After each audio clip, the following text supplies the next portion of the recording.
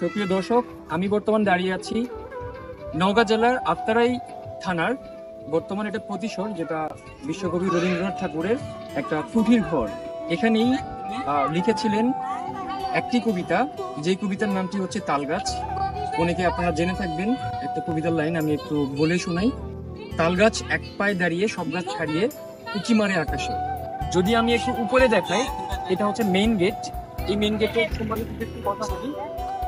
এটার ভিতরে বিশ্বকবি রবীন্দ্রনাথ ঠাকুরের বেশ কিছু ব্যবহৃত জিনিসপত্র আছে, যেটা আমরা একটু পরে একটু দেখাবো। আপনারা দেখতে পাচ্ছেন এটি হচ্ছে রবীন্দ্রনাথ ঠাকুরের কুঠি ঘর। যদি একটু ভিতরে এসে একটু দেখাই, তো এখানে আপনারা দেখতে পাচ্ছেন অনেক দূর দূরান্ত থেকে ছুটে আসা কিছু দর্শক এবং ভ্রমণ পিপাসু মানুষ রবীন্দ্রনাথ ঠাকুরের হাতে লেখা কলম অনেক কিছু জিনিসপত্র আছে। তো আমি যদি একটু ভিতরে দেখাই,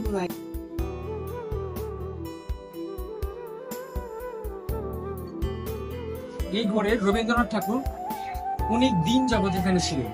এখানে অনেক ফটো দেখতে পাচ্ছেন, যেটা অনেক পুরাতন আমলে জল রঙে আঁকা এবং সাদা কালো ছবি এখানে দেখতে পাচ্ছেন। এখানে রবীন্দ্রনাথ ঠাকুরের ছবি আছে এবং এই পাশে কিছু জিনিসপত্র আছে যেটা সিন্দুক বলা হয়। আমরা ছোটবেলায় দেখেছি বা শুনেছি সিন্দুক থাকে, যেখানে অনেক মূল্যবান জিনিসপত্র থাকে। আমাকে হেল্প করছে গাইড হিসাবে আছে মোহাম্মদ লতিফ ভাই, যিনি আনসার বাহিনীতে আছে। তো ওনার শরণাপন্ন এবং ওনার দিক নির্দেশনায় আমরা বর্তমান ঘোরাফেরা করছি।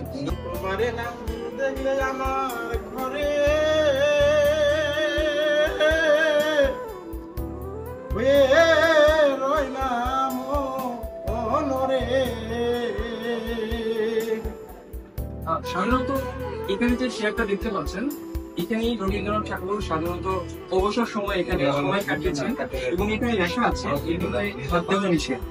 আর এখানে যে মূল্যবান জিনিসটা আছে, যেটা ব্লাড টেস্ট, সাধারণত এখানে পানি দিয়ে এখানে গোসল করা হয়।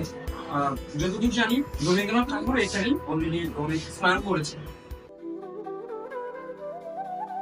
এটি হচ্ছে রবীন্দ্রনাথের ইউজ করা সবচেয়ে বড় সিন্ধু। এখানে অনেক ডকুমেন্ট এবং অনেক হাতে করা কিছু জিনিসপত্র এখানেই মজুত করে রাখে।